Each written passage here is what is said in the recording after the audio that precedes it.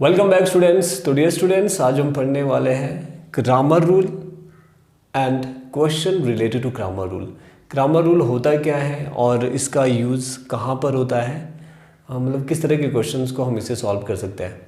तो dear students, grammar rule में जो क्वेश्चन आता है वो है लीनियर इक्वेशन से रिलेटेड। आपके पास 2 या 3 लीनियर इक्वेशन दी होगी, वहाँ पर उन लीनियर इक्वेशन को हमने सॉल्व करना है। जो वेरिएबल्स होंगे वहाँ पे एक्स वाई और जेड, उनकी वैल्यू आपको फाइंड आउट करनी है।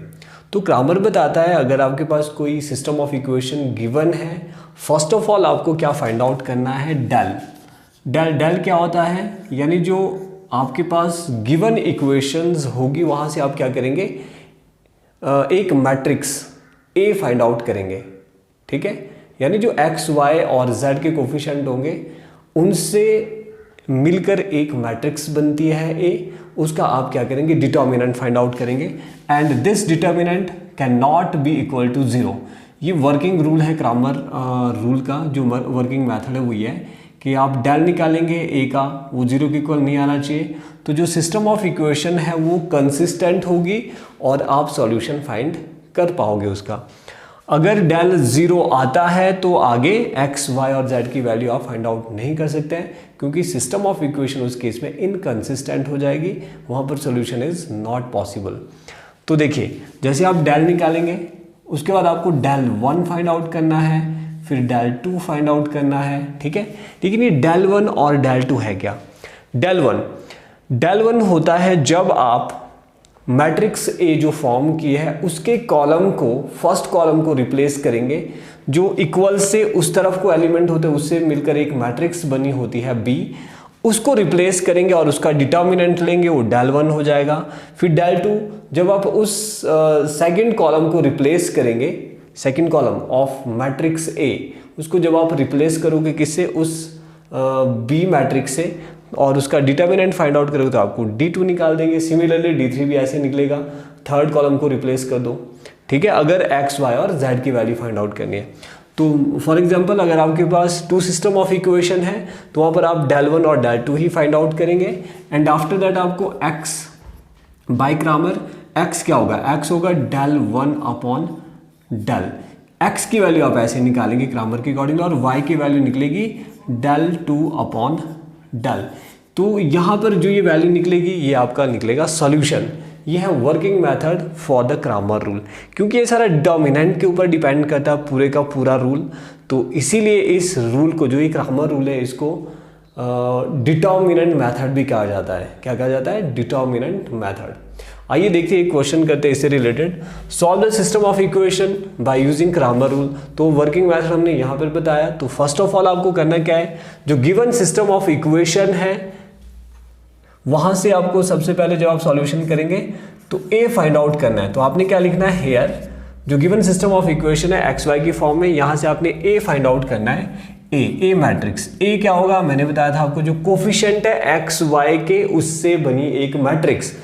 x का कोफिशिएंट इज 3, y का कोफिशिएंट -2, x का कोफिशिएंट यहाँ पे 5 है, यहाँ पे y का कोफिशिएंट 3 है। ये बन गई है मैट्रिक्स A। एंड सिमिलरली आपको फाइंड आउट करना है बी मैट्रिक्स। अब बी मैट्रिक्स क्या होगे, जो इक्वल से उस तरफ एलिमेंट है उनको एक मैट्रिक्स की फॉर्म में लिख लो, तो ये बी मैट्रिक्स हो जाएगी। सिर्फ एक कॉलम ही बनता है बी मैट्रिक्स का। ओके, ये मैट्रिक्स ए और ये मैट्रिक्स बी। नाउ अब हमने क्या फाइंड आउट करना है, यहां से शुरू होता है वर्किंग मेथड। सबसे पहले आपको डेल फाइंड आउट करना है। डेल क्या होता है, determinant of A. Now del will be equals to determinant of A, 3, 5, -2 and 3। इसका डिटर्मिनेंट हम फाइंड आउट करेंगे। तो देखिए 3 3s are 9, -5 2s are 10, minus का 10, तो ये बन जाएगा 9 माइनस होता है प्लस, 9 + 10 इज 19। तो डेल की वैल्यू आ गई 19 which is not equal to 0। तो देयरफॉर सिस्टम ऑफ इक्वेशन, जो गिवन सिस्टम ऑफ इक्वेशन ये दिया है, given system of equation is consistent. क्या होंगे ये, कंसिस्टेंट होगी इस गिवन सिस्टम ऑफ इक्वेशन। इसका मतलब इसका सॉल्यूशन निकालना पॉसिबल है। अब सॉल्यूशन कैसे फाइंड करेंगे, तो पहले डेल निकल गया और ये कंडीशन भी सेटिस्फाई होगी, तो अब आपको डेल 1 फाइंड आउट करना है। मैंने क्या बताया था, डेल 1 क्या होता है, जब मैट्रिक्स ए के फर्स्ट कॉलम को बी रिप्लेस करे तो वो डेल 1 होगा। फर्स्ट कॉलम को रिप्लेस करेगा बी 4 5, 3 5 की जगह मैं 4 5 लिखूंगा और पीछे वाला एलिमेंट एज इट इज, ये एलिमेंट मैंने एज इट इज लिखे। ये डेल 1 क्या, फर्स्ट कॉलम को रिप्लेस किया। अब इसको हम सॉल्व करेंगे, 4 3 12 माइनस 5 2 10, तो ये बन जाएगा 12 माइनस माइनस प्लस हो जाएगा, फिर से 12 plus 10 22। Now we need to find del 2। अब डेल 2 क्या होगा, डेल 2 क्या बताया था मैंने, जब मैट्रिक्स ए का कॉलम 2 कौन रिप्लेस करेगा, बी। जब कॉलम 2 को मैट्रिक्स बी रिप्लेस कर देती है, 3 5 एज इट इज लिखना है, और जो -2 और 3 है इसकी जगह 4 और 5 लिखना है।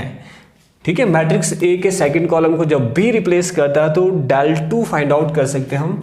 नाउ सॉल्व करो, 5 3 15, डिटर्मिनेंट फाइंड करना है, 5 4 20 and it will be equals to -5, क्योंकि प्लस माइनस माइनस होता है, माइनस की टर्म बड़ी है तो इसलिए नेगेटिव साइन भी लगेगा। नाउ डेल 1 डेल 2, देखो डेल 1 डेल 2 की वैल्यू निकल गई। एंड फाइनल स्टेप एक्स और वाई की वैल्यू, फिर लिखना बाय ग्रामर के अकॉर्डिंगली क्या है, एक्स कैसे निकलेगा, डेल 1 अपॉन डेल। तो डेल 1 की वैल्यू पुट करो जी, डेल 1 की वैल्यू थी कितना 22 अपॉन 19 है डेल की वैल्यू। एंड सिमिलरली वाई की वैल्यू होती है डेल 2 अपॉन डेल, तो डेल 2 की वैल्यू पुट करो, डेल 2 की वैल्यू इज -5 अपॉन 19। तो ये रही x और y की value by using Cramer rule. बहुत ही सिंपल मेथड है Cramer rule. System of equation दिया होगा, सबसे पहले आप a और b की वैल्यू फाइंड आउट करो, उसके बाद डेल फाइंड करना है, फिर डेल 1 डेल 2। ये डेल 1 डेल 2 क्या होता है, ये कंसेप्ट क्लियर चाहिए कि डेल 1 डेल 2 आप कैसे फाइंड करेंगे। करना तो डिटर्मिनेंट ही है, लेकिन डेल 1 जब फाइंड करेंगे तो फर्स्ट कॉलम को कौन रिप्लेस करता है, बी। जब डेल 2 फाइंड करेंगे तो सेकंड कॉलम को रिप्लेस करेगा, ए के सेकंड कॉलम को, कौन, बी। और फाइनली जो फॉर्मूला है क्रामर के अकॉर्डिंग एक्स और वाई की वैल्यू का, वहां पर हम वैल्यू पुट करेंगे and you will find the value of x and y. Similarly बिल्कुल ऐसा ही मेथड चलता है 3x3 इक्वेशन 3x3 मैट्रिक्स के लिए, जहां पर आपके पास 3 वेरिएबल दिए होंगे x y एंड z। अगर x y z 3 वेरिएबल है, इट मीन तो आपको यहाँ पे 3 इक्वेशन दी होगी। 3 इक्वेशन में हम क्या करेंगे, सबसे पहले a फाइंड करेंगे और फिर b, उसके बाद exactly same del find out करेंगे, डिटर्मिनेंट ऑफ a फाइंड करेंगे एंड डेल 1 डेल 2, वहाँ पर डेल 3 भी निकलेगा।